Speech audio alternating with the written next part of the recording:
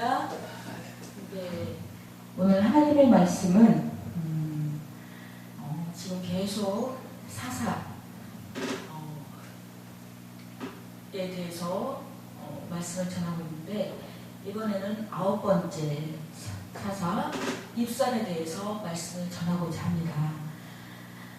사사기 12장 8절에서 10절에 보면은 그들을 이어 베들레헴의 입산이 이스라엘의 사자가 되었더라.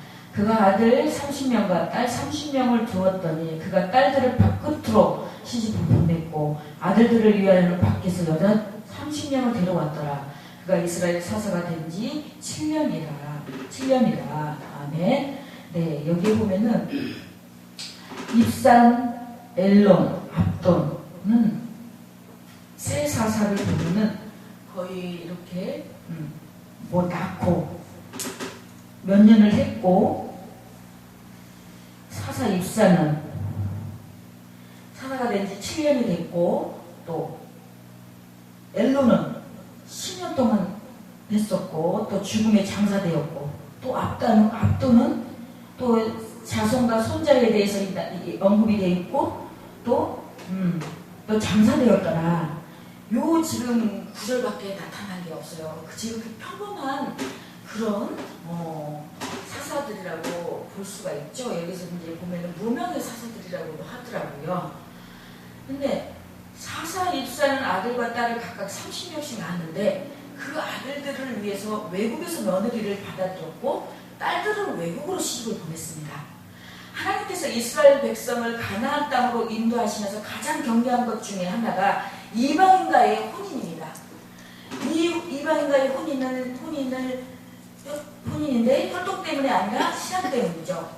우리 생각에는 혼인하여 전도하면 될 것 같지만 그렇지가 않더라고요. 주위에 보면은 정말 마침내 끝내 인내하면서 전도하면서 기도하면서 끝내는 그 남편을 구원시키고 아내를 구원시키고 자녀를 구원시키는데, 그 하기까지 정말 눈물 어린 기도와 인내와 거기에 사랑의 수고와 어떤 이런 부분이 굉장히 많이 따르더라고요.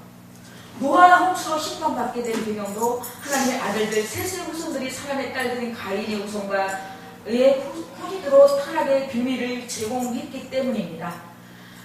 가나안의 역사도 이 같은 사실을 증명하고 있습니다. 그런데도 사사라는 입사는 한 둘도 아닌 아들 30명과 딸 30명을 한결같이 이방인과 혼인을 시킵니다. 사사기에는 각 사람에 대한 평가가 다릅니다. 물론 긍정적인 평가는 있습니다만은 평가가 없는 경우는 책망으로 받아들여야 한다고 생각합니다. 그러나 오늘 이 입산, 엘론이나 압돈이나 이 세 사사는 뭘 한 업적도 없고 그냥 낳고 자녀들 시집 보내고 장가 보내고 그리고 해서 몇 년 동안 거느리다가 죽었더라, 어디 장사되었더라, 그렇게밖에 나오지가 않습니다. 그렇다고 이 사람들이 특별하게 잘못했다, 사자로서 평가를 인정하지 않은 것은 없습니다. 그러니 우리는 보는 시각마다 사람마다 각자 보는 시각이 틀리고 관점이 다르기 때문에 내가 나하고 맞지 않다고 해서 틀린 것이 아니라 다를 뿐이다라는 것을 우리는 인식할 수 있어야 됩니다. 저는 오늘 이 사사 입산에 대해서 오늘 이렇게 말씀을 전하고 있지만, 또 다른 목사님은 사사 입산에 대해서 또 다르게 다르게 또 설교할 수도 있는 거고, 그건 다 각자 받은 그 은혜의 깊이와 넓이와 높이에 따라서 다를 수 있다는 것입니다. 근데 보면은 에훗과 드보라와 기드온 그리고 온니엘은 네 사사는 긍정적으로 평가를 하고 있습니다.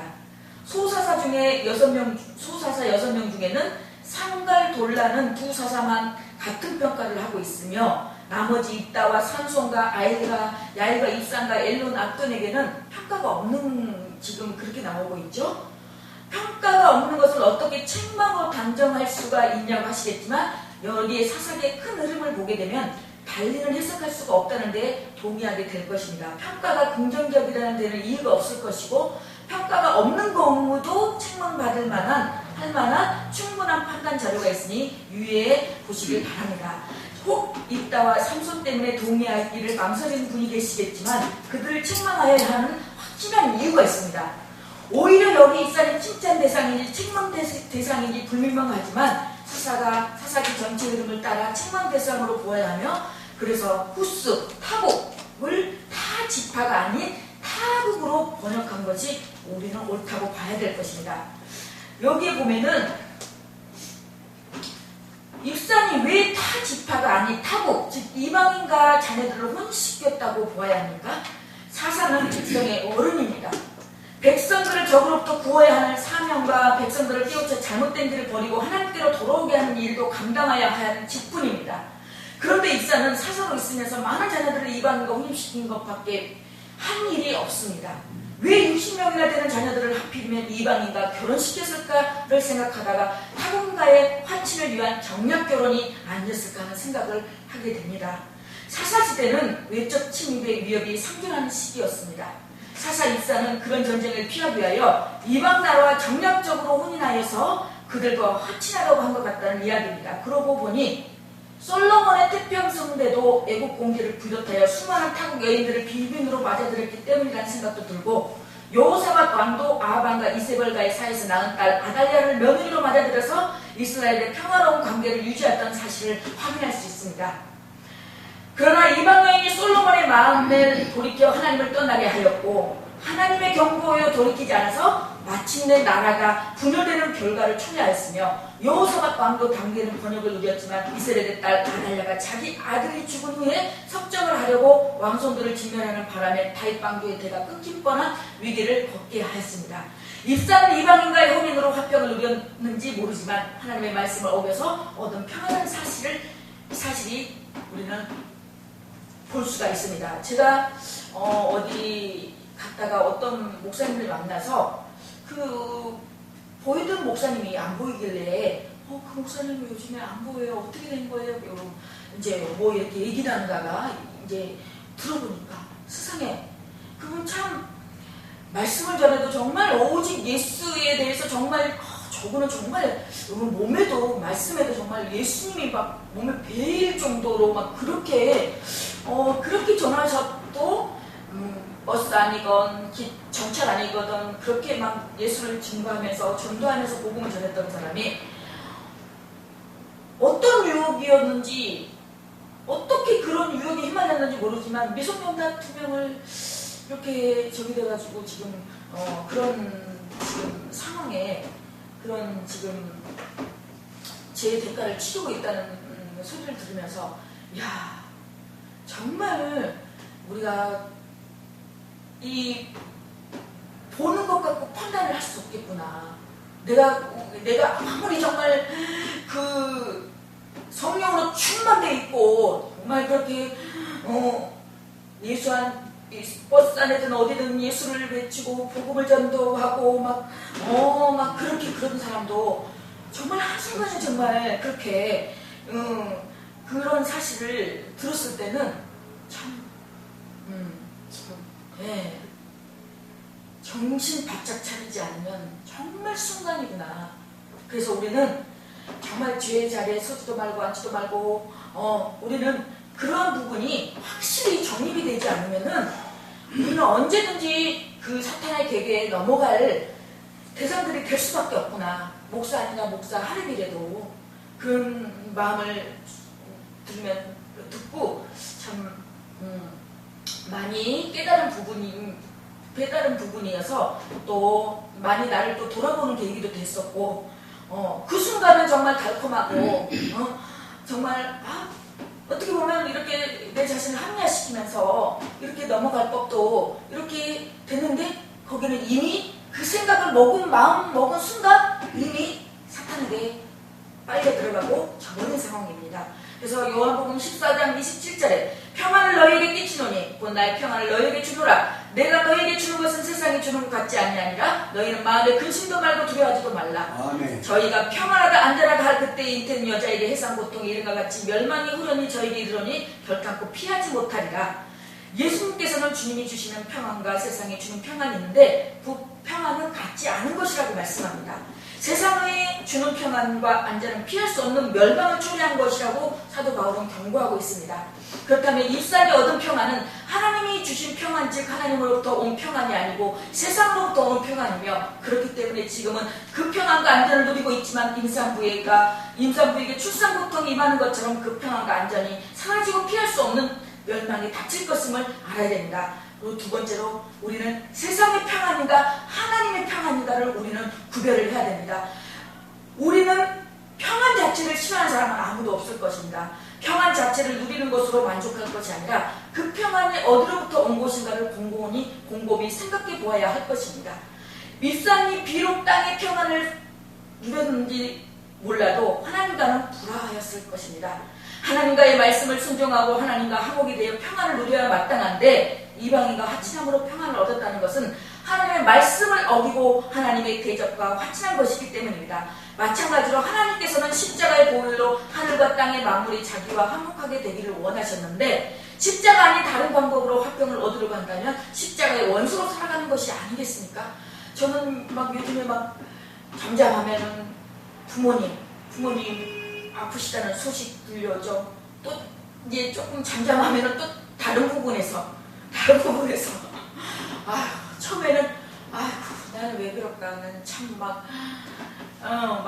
너무 내 자신이 너무 싫은 거예요, 솔직히. 저는 목사님들 보면은 순탄하게 부모님들, 형제들을 기도해주고 이렇게 해서 이렇게 하는데 이거는 나한테는 도움은커녕 이거는 너무 내 자신이 너무 한심스러운 반면에 또 어떻게 보면은 내가 이런 적이 아니면은 내가 기도할 또 틈이 있겠나, 기도할 거리가 있나, 이런 소리를 접하면서 이런 소식을 접함으로 말미암아 내가 그걸로 인해서 기도하기 때문에 나를 더 해이해지지 않게 되고 더 하나님 앞에 더 바짝 엎드리게 되더란 말입니다.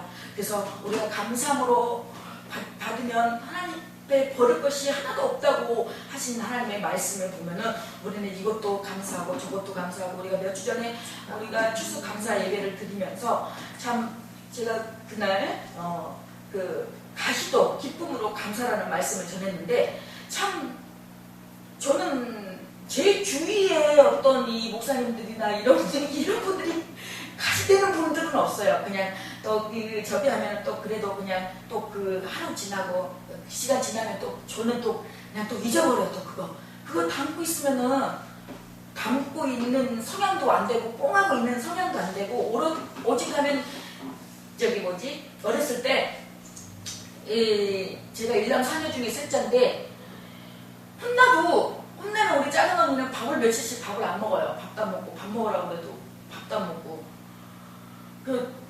저는 그냥 때리고 나도 그냥 몇 시간 지나면은 이렇게 부모님한테 애교 부리고 또 해버리고 그러니까 우리 아빠가 나중에는 저게 사람이 맞나?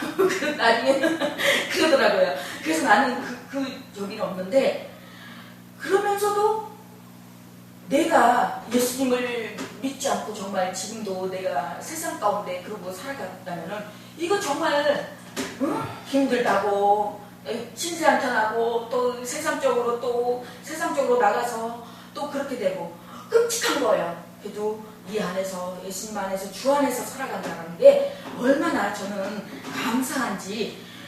우리가 할례를 받아서 유대인의 핍박을 모면하려는 갈라디아 교회를 향한 바울의 책망을 오늘 우리도 기울여야 하고 고민해야 할 것입니다. 기쁨의 서신이라고 불리는 빌립보에서 십자가의 원수가 등장합니다. 기쁨의 대상이었던 빌립보 교회 안에 십자가의 원수의 삶을 살아서 바울 사도로 눈물을 흘리게 하는 그들을 땅의 일을 생각하는 자라고 지적합니다. 주님께서 십자가에서 죽으심으로 우리를 하나님의 자녀로 하늘나라를 바라보는 자로 부르셨는데, 하나님은 하늘의 일을 생각지 아니하고 땅의 일을 생각하며 그것을 추구하기 때문에 십자가의 원수라고 책망하는 것입니다. 오늘날 이 땅에 선포되는 말씀이 과연 하늘나라를 생각하게 하는 것인지 아니면 땅의 일을 생각하는 것인지 두렵고 떨림으로 우리는 생각해 보아야 할 것입니다. 마지막으로 생명으로 인도하는 좁고 협착한 길입니다. 복음과 함께 고난도 받으라는 말씀을 비롯하여 우리에게는 피할 수도 없고 피해서도 안 되는 것을 고난을 의미하는 십자가가 제시됩니다. 주어진 고난을 참고 견디고 십자가에서 이기신 주님처럼 우리도 자기 십자가를 지고 주님의 발자취를 쫓음으로 세상을 이겨야 한다는 말씀을 선포되고 있는지를 두려움으로 되돌아봐야 할 것입니다. 오늘 오전에 말씀을 전하고 하신 목사님이 먼저 자기를 부인하고 자기 십자가를 따라야 된다고 말씀하시는데 자기를 그 부인한다는 게 그게 정말 쉽지가 않더라고요. 경건의 모양은 있으나 경건의 능력은 없는 것처럼 우리가 정말 목사네 하고 주의 종이네 하네 목회자네 하면서 감척 이렇게 하면서 정말 실상 그 환경과 그 여건을 닥치면은 다시 그러면서 말씀은 정말 거룩하게 하면서 그래서 저는 제가 은혜되지 않은 말씀은 들고 좀 말씀 전하기가 그렇더라고요. 그래서 내가 정말 어떤 부분에서 이 말씀하고 빗대어가는 거는 그 말씀은 좀 전하기가 내 양심상 꺼내기더라고요.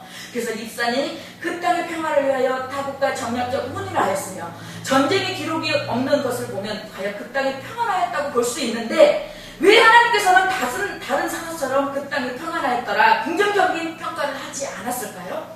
마리아와 마르다는 죽지 않음에 집착하였지만 주님께서는 죽었다가 다시 사는 부활을 제시하셨으며 우리는 고난이 없는 평안을 원하지만 주님께서는 고난을 통한 평안을 제시하고 계시며 우리는 갈등 없는 화목을 원하지만 주님께서는 갈등 후에 화목을 제시하심을 주목하여야 할 것입니다. 우리는 살아가면서 갈등이 없고 마찰이 안 일어날 수가 없어요. 근데 그 갈등과 마찰에서 끝나는 것이 아니라 그 갈등과 마찰 속에서 다시 예수 그리스도의 그 복음으로 말미암아 다시 예수 그리스도의 사랑으로 말미암아 다시 화목해지기를 우리 주님은 원하시고 계신다는 것입니다. 우리는 부자가 되기를 좋아하지만 주님께서는 낙타가 바늘길을 통과하는 것보다 부자가 천국 가는 것이 더 어렵다면서 가난한 삶을 제시하셨습니다. 주님께서는 생명으로 인도하는 길은 좁고 협착하셨다고 하셨고 찾는 이가 적다고 하셨고 그 적은 무리에게 하늘나라를 주시겠다고 하셨는데 말입니다. 적은 무리여 무서워 말라 너희 아버지께서 그 나라를 너희에게 주시기를 기뻐하시느니라. 십자가의 도가 멸망하는 자들에게는 미련한 것이요 구원을 얻는 우리에게는 하나님의 능력이라고 했습니다. 이 십자가의 도 정말 하나님의 말씀 이 복음 이 하나님의 능력을 정말 전하는데 우리 이 많은 사탄들이 저를 공격하고 방해를 하고 해방을 놓고 압니다. 이게 영적으로 감지가 돼요. 그렇지만 저는 거기에 그걸 괴계를 전략을 알기 때문에 저는 거기에 굴하지 않습니다. 굴해들은 내가 좀 저겠더라도 하나님께서 저를 또 다시 또 어떻게처럼 세우시더라고요. 그래서 우리 아름다운 성교방송이 이제 내년이면 3년째인데 아무튼 더 업그레이드된 그런 프로그램과 이렇게 이제 우리 동역자들을 더 이제 이렇게 같이 섭외하면서 이렇게 아름다운 이 선교 방송이 세계 열방을 위하여 우리 또 이 죽어져가는 영혼들 갈 바 모르고 방황하는 영혼들에게 하나님의 그 귀한 말씀 평안과 화목을 전하는 그런 아름다운 선교 방송이 되시기를 예수 그리스도의 이름으로 간절히 축원합니다. 아멘.